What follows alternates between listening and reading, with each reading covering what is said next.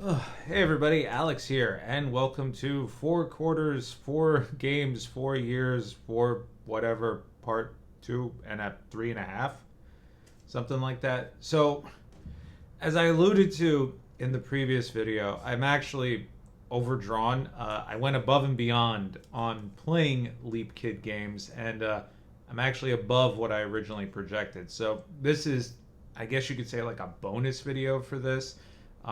These were played mostly in Q3, but it is literally another 4 games.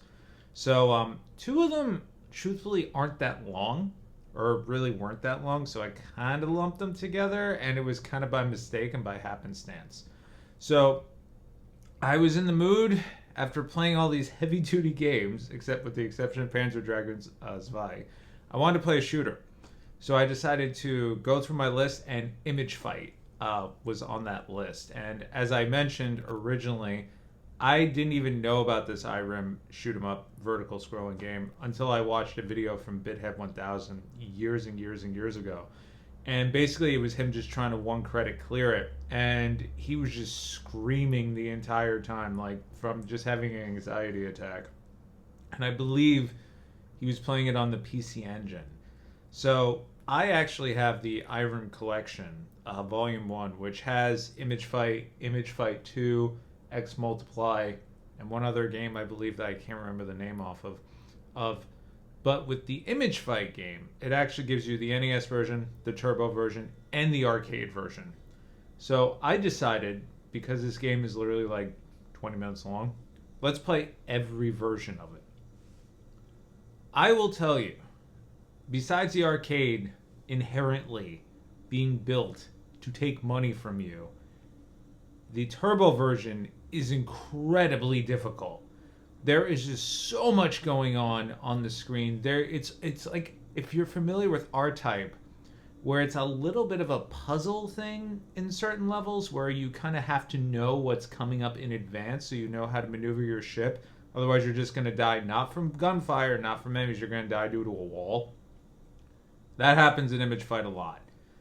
Luckily, this version, and I'm going to be honest here, it does have, obviously, unlimited credits, but it also has an invincibility mode, which for the arcade version, I had to use towards the end because it is just fucking ridiculous. This was designed to take your money. It is a completely unforgiving game, and I do not know how Bithead went through it. I had a good time, but let me tell you, by the end of it, I was so thrilled it was over. The arcade version is just as difficult, is more difficult rather than the PC Engine version, but the PC Engine version, I would argue, is it more difficult than the arcade version? No, but I feel like the hitboxes were a lot more strict. The arcade version, you got a little bit of leeway. Now the Nintendo version, which I also played, which graphically obviously looks terrible, has a lot less going on because the system literally couldn't support it. There are literally maybe 2 enemies on screen at a given time. There's maybe 5 bullets on screen at a given time. I went through that entire game without dying, didn't use any of the invincibility, none of that shit. So for lack of a better word, I think I did technically beat Image Fight, because part of the rule is I could play any version as long as the original came out in 1984, which it did, and was eventually ported on. But it was kind of cool just to play all the different versions, just to get an idea of, console limitations, interpretations, localization, all that stuff. And as a shoot 'em up, there really isn't much to localize. Now, having finished all 3 of them in one night, in maybe the better half of 30, 40 minutes, because I died a lot in the arcade version, the PC Engine version, I thought, fuck it, let's play Image Fight 2 while we're at it. That actually came out 4 years later, technically. Image Fight 2 has a plot. It has anime cutscenes. It is a direct sequel to the first Image Fight. I don't know if I was skipping through stuff, because none of this plot was in the Nintendo version. Oh, and that is one thing I neglected to mention. When you play Image Fight, it is actually, or maybe it was Image Fight 2, I'm mixing the two up. You go through the entire game, you beat it, you finish it, you find out it was all simulation, and now you actually have to go back and do more stages that is actual ship battle. and the difficulty is even harder. So literally, the game says, "Congratulations, you beat the simulator," and then all of a sudden you're thrust into this war thing, and it's ridiculous. But with Image Fight 2, I feel like the game was a bit more forgiving, and way more forgiving than the original Image Fight. But I would also say it was a little bit more, I want to say intense, and I don't mean difficulty intense. I mean graphically, musically, what's going on stage. Like, there's just so much more going on. Like, this is true mastery of the hardware at this point, 4 years on. And it's Irem, so you know they know what they're doing. There's still a little bit of that R-type, puzzly sort of stuff towards the end. The bosses, admittedly, are not as cool as the R-type bosses in both games, but you can see a little bit of the, I guess you could say, the iconic R-type boss, a little bit of the Contra alien stuff going on with some of them. But overall, I mean, they were pretty fun games. I'm being a little vague on them, not because I'm trying to spoil anything, but ultimately they're just shoot 'em ups. I think if you're a fan of Irem and what they have done throughout the years, with the exception of making 3 different R-type finals, which to me still doesn't make any sense. This is a good early game that they did, and it's really cool just to see the different versions because this pack does allow you to do that. I also went ahead and played X Multiply. That game is frickin' ridiculous. It was not a Leap Kid game, but it was really frickin' good. I enjoyed that one a lot. Just as like a little bonus, it's kind of like if Gradius and R-Type had a kid.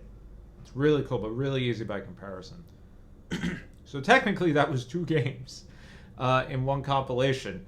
And then the third game was Hellblade 2, which I was looking forward to. This was originally on my list because I really enjoy the original Hellblade. And it kind of came at an interesting place. When the original Hellblade came out, I purchased it digitally because I thought the whole concept sounded cool. And then they announced the physical, as they do. And then I bought it. And I started to play it, and I really didn't like the game at all. I did not find the whole psychosis thing interesting. I thought it was going to be more of an action-driven game as opposed to this weird puzzle sort of thing. And I guess you could say exploration into madness. It was not until years later, actually, when I played it on Game Pass. I just started up because I was like, I had nothing else to do. And I just got a really sweet pair of headphones, and I was like, this is probably the perfect opportunity to check this out. Guys, if you've never played the original Hellblade or Hellblade 2, play with headphones. The game literally tells you, play this game with headphones. You could have the most ridiculous surround sound setup with Atmos and everything else. I mean, I have a 5.1. It is not the same. Even me moving, because I do know how to balance stuff and tweak positioning, not the same effect. You have to play these games with headphones. That is the only way that the psychosis effects actually impact you as a gamer. So playing this game now, fully wearing headphones and going throughout the original game, I enjoyed it much more. I like the fact that the way the voices actually kind of communicate with you, there's doubt, there's fear, there's anger, and they position, behind, above, to the left, to the right, almost as if somebody's whispering into your ear. It's a very clever mechanic into showing somebody who just, for lack of a better word, is suffering from these episodes. And graphically, looks beautiful. Coming into the second game, people were immensely hyped, myself included. And I'm going to come right out of the gate and say it. If this game was not on Game Pass, I do not think I would have paid full price for it. It is a phenomenal piece of storytelling. Graphically, this pushes everything to the limit. I couldn't even play it on my Series S. I had to move over to my laptop, which is pretty damn strong, and those fans were going nuts. I had to switch over to the desktop. Now, a lot of you guys know I do have a very decent desktop setup. I also have a very decent laptop because I got tired, and this is a first world problem, of working and playing games in the same place. Just mentally was not a good look. So I got this laptop, and the laptop, I spent maybe like half an hour tweaking it around. Some stuff I had to put to medium, shadows I always put to low because I don't give a shit about shadows. But going to the desktop where I was able to push everything to mid, high, and ultra, which truthfully ultra is kind of pointless most of the time, but mostly medium and a lot of highs, wow. Now, admittedly, not an OLED like my monitor is, but wow. Um, Beautiful looking game. Beautiful looking game. Same deal though. You got to play with headphones. This game, to its detriment, is incredibly short, but it doesn't overstay its welcome. It kind of picks up right where the original Hellblade left off. Senwa's a little bit, presumably a little bit older. I imagine this takes place a year or two later. And she does still have these psychosis events with the voices and everything else, but it's almost like she's comfortable with them now. Like she's kind of come to terms with them. And that's part of the spoiler, part of the story of the first game is trying to come to terms with your own challenges and, how to work through them and overpower them and accept them. But in this, they don't really have that same impact where you could see she's doubting herself. It's more like they kind of just egg her on. Like, be like, she can't defend against that. It's like, of course she can. She's very good with a sword. She's the best swordswoman we've ever seen. So, in terms of, like, getting, like, that, I guess you could say, that confusion, for me personally, I just didn't feel it. As a matter of fact, I would almost say borderline was annoying towards the end. But also, there is a lot more, I would say, hallucinogenic things going on in this game, I presume, because graphically, I believe it's Ninja Theory just went, or it's Ninja Theory. Pretty sure it's Ninja Theory. Just, they wanted to push everything to the limit. And I think that's where this game, borderline, was a bit more cinematic than game. And a lot of people said this is a walking simulator.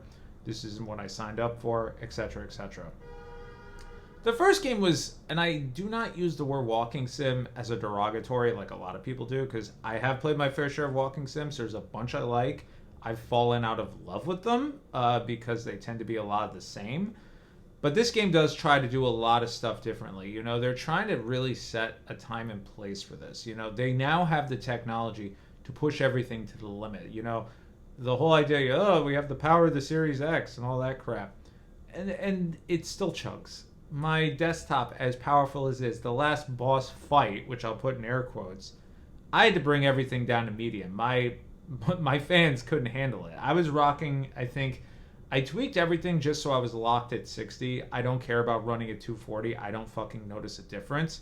But even me tweaking everything so I was at a constant lock 60, still had the fidelity, I had to start delving into the low settings just because of the effects that were going on. There was a lot of bloom. There was a lot of... I even turned off ray tracing. There was just so much, I guess you could say, light sources going on towards the end of the game. I had no choice. There's also some other scenes which deal with hallucinations, which have a lot of flashing lights and everything else. Beautiful. Absolutely beautiful. But unless you have a system to support all this, which I do feel like they're kind of assuming you do, I think that's kind of not fair. I did go and play this on my Series S a little bit after the fact, just because I was curious. It runs at 30. It still looks impressive, but nowhere near how it operates on a PC at all.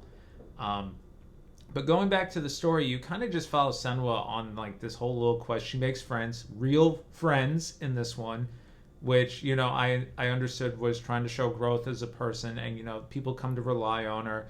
And there's, some, again, delving into the Norse mythology and all that stuff. But it didn't feel as much, like I said, like in the original game, she was basically trying to reclaim the soul of a lost loved one. And in this game, she's basically just trying to clean up everybody else's messes. At least that's what it felt like. But how could I put it? The journey was great. The journey was fun. But by the end of it, I was like, okay, it had no impact on me. And as short as the game is, it did feel like there was some padding in there too, even though I said it didn't really overstay its welcome. There's a lot of, I guess you could say, time skips. Like there's a sequence where like, okay, we'll go over that hill. And then, an eagle comes over and they give you like this beautiful panoramic view. And then it all comes down in one constant shot, which again, cinematically looks really cool, into them walking along a mountain, and you're right back into the gameplay. great. I don't think I needed to play running up the mountain then, like you could have just done all that in one shot. And, I do realize this is a little bit of an artistic interpretation thing here, but I feel like this game could have benefited as being like an Unreal 5 proof of concept interactive movie, or at least just a cinematic movie, or like a DLC add-on thing for like, the next game or something like that. I would attribute it more so like if the game was a quote unquote normal game, but had these cutscenes and these huge cinematic set pieces set in between like episodes, like in Quantum Break, I think the game would have been better for it. Because there just is not enough gameplay for those who do not like walking sims to enjoy this game. Truthfully, the puzzles are very rudimentary. They're very easy. You can finish this whole thing in 4 hours if you know what you're doing. Unless you're like me and you spend 2 hours tweaking your PC settings and then another 2 hours looking around and then moving around and trying to get like the audio balancing and the headphones right, and which is the selling point. But for me, it wasn't the selling point in this game to keep me playing. I just was like, okay, I know this game isn't that long. I'm just going to finish it. And like I said, if it was on Game Pass, I definitely would not have played it. As a Game Pass game, it's great. I also don't think this game sold particularly well right out of the gate because the initial impressions were kind of mixed because people wanted more action, I guess. And somehow I saw people saying there wasn't any Souls-like combat, and I'm like, apparently that's a thing now. That's like a checkbox you have to hit for everything. But overall, if you have Game Pass, you have a decent PC, go for it. I wouldn't run out and download it on Steam or anything, though, unless it's like on a severe discount. Unless you're really into walking sims. But I feel like there's been better ones that don't really, I guess, put you on like rails, I think is really the best way to put it. I mean, inherently a walking sim does kind of put you on rails, but this is very railroaded for the runtime, if that makes any sense. And then the last game I finished, which this was on my backlog forever and a day, and I've heard nothing but great things about it, and I am happy to say it lived up to every expectation. Shibuya Scramble 428. Part of this challenge made me realize how many visual novels are actually just chilling in my backlog. And for the longest time, I was really wishy-washy on playing Shibuya Scramble 428 because it's a visual novel that was released exclusively on the PS4. Eventually came to Steam. And I had a Steam Deck at the time, and I was thinking, okay, I'll play it on the Steam Deck. And then two things happened. One, I wasn't using my Steam Deck, really. And then the second thing is, playing a visual novel on something that's like this big to me, you get tired, man. Like, I use my Switch Lite for visual novels, specifically because I can put it in my pocket. It's compact. If I go somewhere, it works perfectly fine, and it's legible. Does the OLED look a lot better? Sure. Did I play Fata Morgana on the OLED? Yeah, because the artwork was really freaking good. But Shibuya 428, which I'm going to be calling moving forward, is interesting because it uses still life, real life images with, I want to say actors, but from what I understand, these were just people they found on the street because they didn't have permits for anything. And there are very, very limited frames of animation. Like, we're almost talking like a sort of like, not a freeze frame, but like that sort of thing where somebody's like this and then they do like a fade and their fingers up in the air sort of thing. And it's all shot throughout Shibuya and Tokyo in real life locations. But from what I do understand, as I mentioned, they didn't have permits for any of this stuff. So they were kind of just doing, because they were basically operating on a budget of duct tape and a dream. But this game blew up when it came out back on the Wii. I think it was in, I want to say it was like 2008, something around those lines. I forgot what year it came out, but it is a Leap Kid game. I had to double check. And here's the thing with this game. It has multiple protagonists, and as these things go, eventually everybody comes together into this huge overarching story. And it starts out really anime, which I did not expect, being that they're using real life characters. There is one of the main characters who is literally just walking around in a giant cat suit, and the zipper's stuck and she can't get it off. And her scenes are hysterical. There's a news reporter who was my favorite character, who is like your stereotypical I fight for justice guy, just arbitrarily screaming at people in the street. He's kind of like your Ace Attorney sort of guy. He's just pointing at people, and there's another kid who's kind of like, the ex gang member who's kind of reformed, and he's an environmentalist. And then there's the cop who's kind of bumbling, but he's actually really good at his job, just he keeps being in the wrong place at the wrong time. Stereotypes out the wazoo in terms of anime storytelling with multiple protagonists and quote-unquote party setups. Once you hit like that halfway 66% part of the game, the story becomes incredibly serious. It becomes about conspiracy. It becomes a little bit about market manipulation. It becomes about, I'll even say, human experimentation. It gets really dark really, really fast. And it's really interesting just to see how some characters interact with some of this stuff. And playing this utilizing the PlayStation Portal is ultimate, or rather having a PlayStation Portal is ultimately what made me want to play this game. Because I was able to basically, sit down and use it in my hands. Fact of the matter is, as great as the Portal was in me getting some time in here or there, I played a majority of this on the TV. And that completely shocked me. Because as much as I love RPGs, as much as I love visual novels, sitting on the couch and reading something on the screen knocks me out 9 out of 10 times within 15 minutes. And this game didn't do it. I would think maybe it's because of the music, maybe it's because of the funny faces, particularly with the news reporter. He makes some hysterical faces when he does things, and even the bad endings, there's a lot of bad endings, they're all funny. And a couple of them are burst out loud laughing, and a lot of them are very anime tropey, and I think that's where I kind of thought this game was going to be incredibly serious. And while it is towards the end, it's really not. It's actually pretty lighthearted going into it. And I would almost say the beginning of it is a little too slice of life for some people. You hear like Intrigue and whatnot, you immediately think to the Zero Escape games, and you think it's going to be 0 to 60. This kind of cruises along at 30 miles per hour until about that halfway point, as I mentioned. But it's really good for it because it really builds out all those characters on an individual basis. Everybody gets a moment in the sun. Everybody gets some form of growth. Even the minor characters get growth. There's one character who's kind of like I guess you could say he's kind of like a fumbling business guy. He has a giant afro. Like, you can't get any more, the token anime guy with an afro. And he's basically down on his luck. Everything with him is a get-rich-quick scheme. At one point, he's like running around picking up lottery tickets, like thinking he's going to find a winning one. And it's so stupid. But because it's a real person, and they're just still images, and he has this like shit-eating grin on his face, you just can't help but be like, all right, this guy's going to come through at the last minute. Like, there's no way he's not. But these guys were so into it. And you could tell, like, some of these actors, like, some of the pictures of them, like, making, like, if a scene is, like, where they're supposed to be perturbed, like, there's this one girl, she's, like, looking at the camera, like, I can't believe I'm doing this. like that sort of thing. And it's not because of the scene. It's literally because I can't believe I'm doing this for money. Like, it almost feels self-aware with the way a lot of these actors look.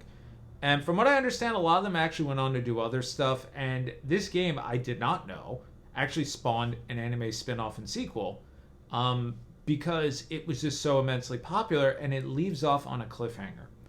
And that cliffhanger is ultimately figured out within the anime, which thank God I didn't know about it. And it's an anime I actually knew about going in, but I didn't realize they were related. So very happy I didn't watch it. But this game is such a treat. It's really long, though. As a visual novel, pushing 40 to 50 is kind of average. This, I felt like, was like 60, 70 hours. I really don't remember. And that's really because of the mechanic of you having to change between the different characters on the fly. It's not a timeline mechanic per se, but like, let's say hypothetically you're walking down the street and the light is red and I happen to speed through with my car, and all of a sudden I cause like a traffic jam and you can't cross the street. So the game will stop you and be like, if there was only some way to prevent the traffic, so you have to go back into my timeline where maybe I swerved out of the way because I saw somebody on a bike, and then it'll give you options: run the fucker over, swerve out of the way or just stop the car. And depending on what you do, it opens up different paths for another character. Then you switch to them, you do a switcheroo over there, you switch back to the original character, and you have to go back and forth. It's not like an A if B thing, it's kind of like an A if C if B if D thing. So you're ultimately going between the timeline like in a sort of zigzag style. It's not so much like yeah, I stopped the car, so I stopped the traffic jam. You're able to cross the street, but maybe you run into somebody in the middle of a vicious knife fight because I didn't go to the other timeline to prevent that sort of thing. But ultimately, they all meet up at the end, and there's even a couple of false endings in there too, which are just as good, but they're not the real ending. And the game literally tells you, this isn't the real ending, which it's so self-aware. I can't sing praises about this game enough. If you're a fan of visual novels, I definitely think it's worth a look. If you've been looking to get into visual novels, one thing I will say here, there is no voice acting. And if there is voice acting, it's very little, and the animated scenes are very far and few between. So in terms of interactivity, you kind of have to make it your own. If you are going to be playing this on a handheld, like a PlayStation Portal, or maybe you're using Sorcery and Wizardry to play it like on a Retroid Pocket, utilizing the Wii version with a fan translation, be advised that the text appears over live action scenes, right? And even if they're still frame, sometimes it's a little hard to read. So if you're going to be looking at a very tiny screen, which to me thinks maybe this would be a challenge on the Switch Lite if they don't alter the text at all. But for me, there were a few scenes on the Portal where I would turn on the TV and be like, what the fuck does that say? And made me feel old. But I think of this batch of games, Shibuya 428 was easily the best one I finished in this, I guess you'd say, bonus bit of the 4 games, 4 quarters, 4 years series. But, whew, that was a long one. I feel like 30 minutes for 4 games that I really wasn't supposed to play, and 2 of them were shoot 'em ups. Anyway, I've been Alex, and I'll see you all in the next video. Take care.